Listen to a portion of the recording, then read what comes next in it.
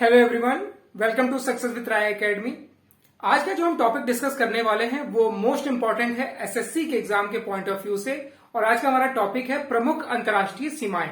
आपने जब भी एसएससी के प्रीवियस ईयर क्वेश्चन पेपर देखे होंगे या जो पिछले वर्ष आ चुके हैं उसमें आपने देखा होगा कि अंतर्राष्ट्रीय रेखा पूछने का एक ट्रेंड चला हुआ था जो अभी भी बना हुआ है। तो इसीलिए आज ये टॉपिक कवर किया जा रहा है क्योंकि जितने भी एसएससी के या फिर राज्य वाले वनडे एग्जाम होते हैं उसमें ये टॉपिक हमारे लिए मोस्ट इंपॉर्टेंट है।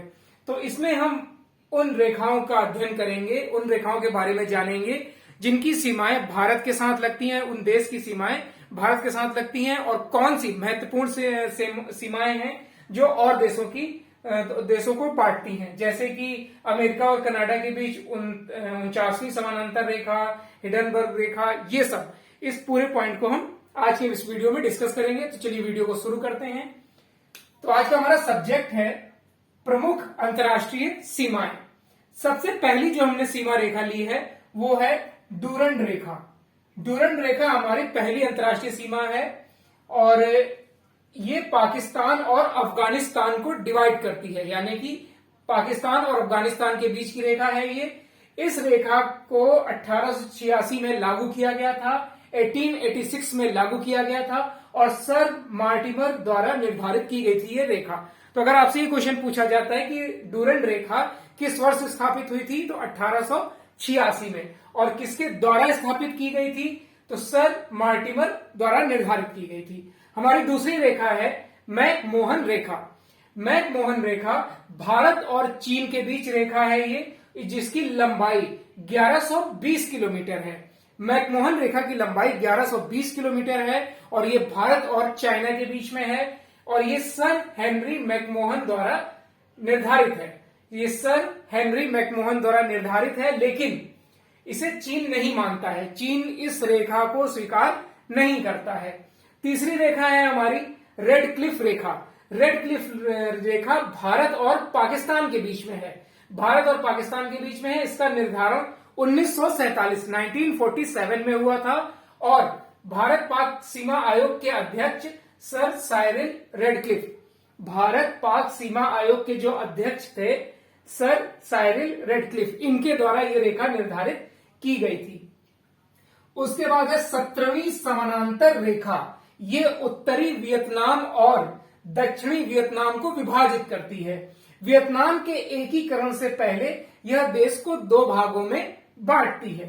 तो 17वीं समानांतर रेखा किन दो देशों के बीच में है, उत्तरी वियतनाम और दक्षिणी वियतनाम। फिर है हमारा 24वीं समानांतर रेखा। 24वीं समानांतर रेखा हमारी भारत और पाकिस्तान के बीच में है। भारत और पाकिस्तान को विभाजित करती है 24वीं समानांतर रेखा। दो रेखाएं हैं, एक है रेड क्लिफ रेखा और 24वीं समानांतर रेखा। हालांकि भारत इस रेखा को नहीं मानता है। पाक के अनुसार, पाकिस्तान के अनुसार कच्छ क्षेत्र का यह रेखा सही निर्धारण करती है। यानी पाकिस्तान ये मानता है कि जो भारत और पाकिस्तान का डिवाइडेशन है वो 24वीं के अनुसार होना चाहिए, लेकिन भारत इस रेखा को नहीं मानता है। उसके बाद है 38वीं समानांतर रेखा। 38वीं समानांतर रेखा उत्तर कोरिया और दक्षिण कोरिया को विभाजित करता है और ये कोरिया को दो भागों में बांटता है। उसके बाद है 49वीं समानांतर रेखा। 49वीं समानांतर रेखा अमेरिका और कनाडा को विभाजित करती है। अमेरिका और कनाडा को दो भागों में बांटती है। कौन सी रेखा, 49वीं समानांतर रेखा। एग्जाम में कई बार पूछा गया है, ये इंपॉर्टेंट है। उसके बाद है हिडनबर्ग रेखा। हिडनबर्ग रेखा पोलैंड और जर्मनी के बीच है। पोलैंड और जर्मनी को दो भागों में कौन सी रेखा विभाजित करती है, हिडनबर्ग रेखा। और प्रथम विश्व युद्ध में जर्मनी की सेना यहीं से वापस लौट आई थी। तो एसएससी में अगर आपसे ये क्वेश्चन पूछता है कि किस देश की सेना लौट आई थी प्रथम विश्व युद्ध से, तो पहले इसका आंसर होगा जर्मनी। और किस रेखा से लौट आई थी, तो हिडनबर्ग रेखा। उसके बाद है हमारा ओडरनॉस रेखा। ओडरनॉस रेखा जर्मनी और पोलैंड के ही बीच है और ये द्वितीय विश्व युद्ध के बाद निर्धारित हुई थी। तो जो पहली जर्मनी और पोलैंड के बीच दो रेखाएं हैं। पहली रेखा है हिडनबर्ग रेखा जो प्रथम विश्व युद्ध में निर्धारित हुई थी। उसके बाद है ओडरनॉस रेखा जो द्वितीय विश्व युद्ध के बाद निर्धारित हुई थी। उसके बाद है मैगिनॉट रेखा। मैगिनॉट रेखा जर्मनी और फ्रांस के बीच निर्धारित है। जर्मनी के आक्रमण से बचाव के लिए फ्रांस ने ये रेखा बनाई थी। उसके बाद है सीजफ्राइड रेखा। सीजफ्राइड रेखा भी जर्मनी और फ्रांस के बीच है।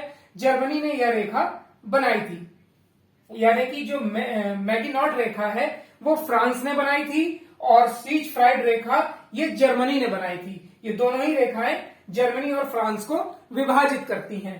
तो ये आज का हमारा टॉपिक था, जो मोस्ट इंपॉर्टेंट टॉपिक है कि कौन सी अंतर्राष्ट्रीय सीमा, पहली बात तो भारत की दूसरे देशों के साथ है, और कौन सी वो अंतर्राष्ट्रीय सीमा रेखा है जो हमेशा हाईलाइट रहती हैं या फिर एग्जाम में कई बार पूछा गया है। तो आई होप आपको ये वीडियो अच्छा लगा होगा। अगर वीडियो अच्छा लगा हो तो लाइक और शेयर कर दीजिएगा। वीडियो देखने के लिए धन्यवाद।